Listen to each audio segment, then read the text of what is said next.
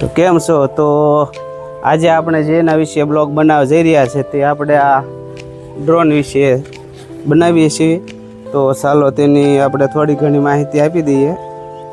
ઘણા લોકોની કોમેન્ટ આવતી હતી કે ડ્રોન કેટલાનો આવ્યો, ક્યાંથી આવ્યો. તો ફાઇનલી આપણે એનો વિડીયો બનાવશું અને આની આખી એક સિરીઝ આવશે, 7 થી 8 બ્લોગ આવશે. પણ ચાલો તો આપણે એક પછી એક એનો રિવ્યૂ આપીએ. આપણે ડ્રોન નવો લેવી એટલે તેની સાથે વોટર બેગ આવે છે, આખી વોટરપ્રૂફ જેવી છે, ડિઝાઇનની છે.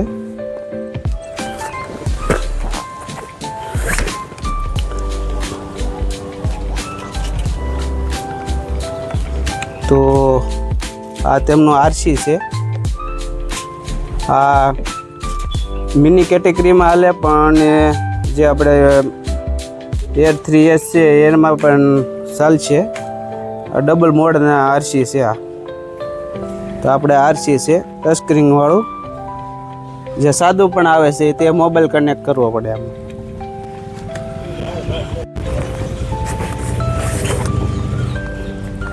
આ ડ્રોન છે.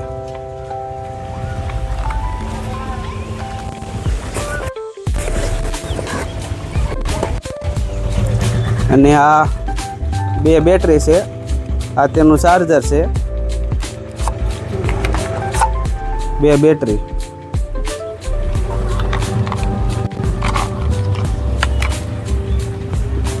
એક બેટરી એની અંદર છે. તો ચાલો આપણે વિગતવાર તેની વાત કરીએ. તો સૌથી પહેલાં આપણે આ ડ્રોન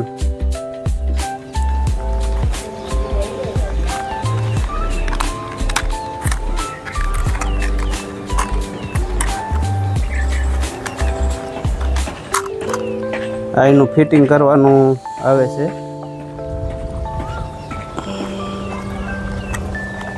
આપણે ખોલવાનો કઈ રીતે છે, બહુ સંભાળીને ખોલવાનો છે, બહુ આમ ઝડપથી કામ લેવાનું નથી. આપણે નિરાજ તેજ ખોલવાનો છે.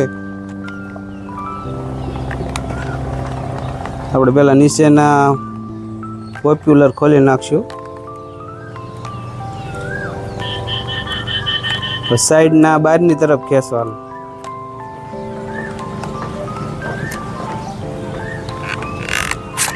બે બેટરી ના ને એક આ ત્રીજી. તો આપણે ફિટિંગ કરવાની છે આ રીતના.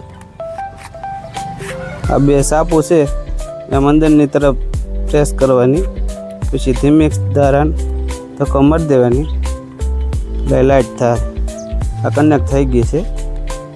તો હવે આપણે આ મેન વાત એ કે આપણા કેમેરો છે, આ તેમનું ગિમ્બલ છે, આ તેનું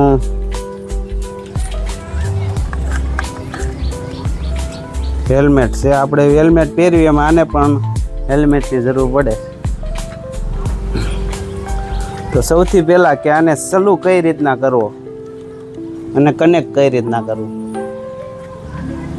તો આપણે એકવાર પ્રેસ કરીને આ બીજી વાર પ્રેસ કરવાનો.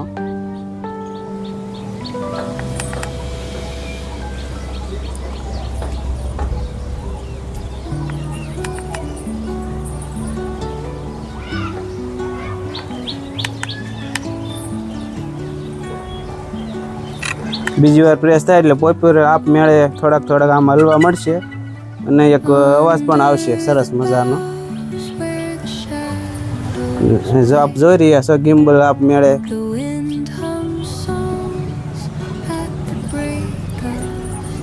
ચાલુ થઈ ગયું છે. જુઓ, ગમે સાઈડ લઈ જાવ એટલે ગિમ્બલ એને આચા મોડ લે.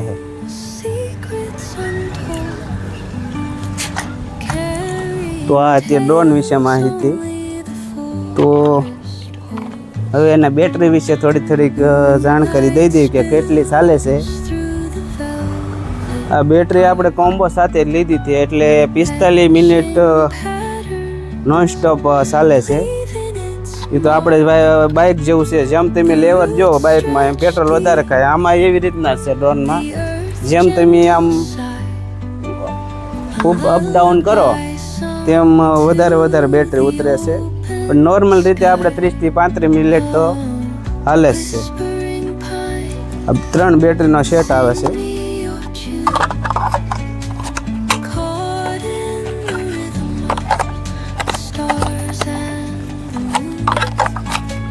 આ રીતના ફિટ થઈ જાય છે.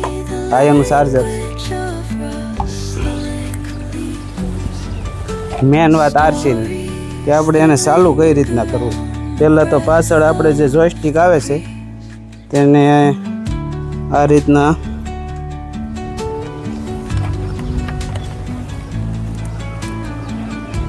ફિટ કરી દઈશું. જો ફિટ થઈ ગયા છે.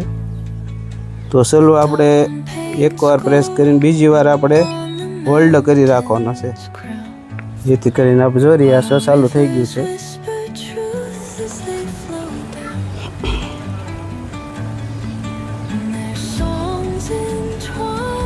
બાકી DJI ની વસ્તુ છે, DJI એમાં કાંઈ કેવું તો પડે જ નહીં.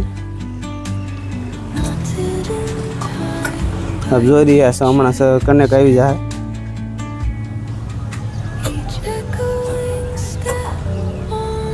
જો આપણે કનેક્ટ આવી ગયું છે, જોઈ રહ્યા છો. તો સૌથી પહેલાં આપણે આરસીને થોડીક આપણે સાપુ વિશે માહિતી આપી શકીએ. આપણે C અને S 3 મોડ આવે છે આના. C એટલે કે સિનેમેટિક, આપણે કોઈ પણ શોટ લેવાના હોય તો સિનેમેટિક શોટ લઈ શકીએ. તેમાં આપણે ડ્રોન છે ને ધીમે ધીમે ચાલે છે. જો તમે નવા હોય તો આપણે સિનેમેટિકમાં ઉતારો, જેથી કરી કે આપ શીખી શકો. બીજું તો નોર્મલ મોડમાં થોડોક ડ્રોન ફાસ્ટ ચાલે છે અને સેન્સર પણ એમાં ચાલુ રહેશે. અને છેલ્લે આપણે લાસ્ટ જોઈએ તો સિનેમેટિક સ્પોટ મોડ આવે છે. તેમાં ડ્રોનના જે આપણે જોઈ રહ્યા છો 1 2 3 ને 4 આપણે સેન્સર આવે એ બધા ઓફ થઈ જાય, એટલે કે બંધ થઈ જાય. એટલે કે ડ્રોન છે ને ગમે એ ઓબ્જેક્ટ આરે અથડાઈ જવાની સંભાવના રહેશે. તો નવા જો ઓપરેટર હોય તો આપણે નોર્મલમાં તો ઉડાડો, જેથી કરીને કોઈ ઇશ્યુ ન આવે, પ્રોબ્લેમ ન આવે. સ્પોટમાં તો 70 ને 80 ની સ્પીડમાં દોડે છે, એટલે આપણે નોર્મલ મોડમાં જ તે ઉડાડવાનો. જેમ બને એમ નોર્મલ મોડમાં જ ઉડાડો. તો હવે સૌથી પહેલાં તો આપણે એ જાણી લેવાનું કે એ ટેકઅપ કઈ રીતના કરે છે. ટેકઅપ કરવાના મેન્યુઅલી તમે ટેકઅપ કરી શકો છો. ના એક સાપ આવે છે જે આ છે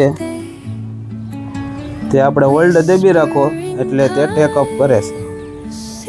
તમે જોઈ શકો છો કેમેરા ડ્રોનમાં.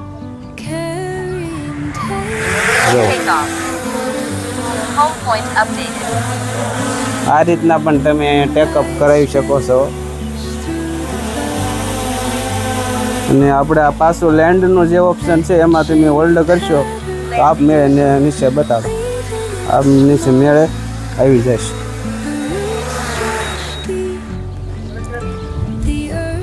તો આ રીતના છે ભાઈ. તમે એક DJIનું સારામાં સારું જો ડ્રોન લેવા માગો છો તો આપણે આ DJI Mini 4 Pro છે, જે બેસ્ટ રિઝલ્ટ આપે. તો આજના માટે બસ આટલું જ હતું. હવે આપણે ડ્રોન વિશે બ્લોગ ચાલુ કર્યા જ છે. તો બ્લોગની સિરીઝ પણ આખી આવશે, છેલ્લેથી પહેલાં લખી આવશે. તો આગળના વિડીયો જોતા રહેજો અને આવતા બ્લોગમાં મળીએ. તો ચેનલમાં નવા છો તો લાઈક, કોમેન્ટ અને શેર કરતા રહેજો.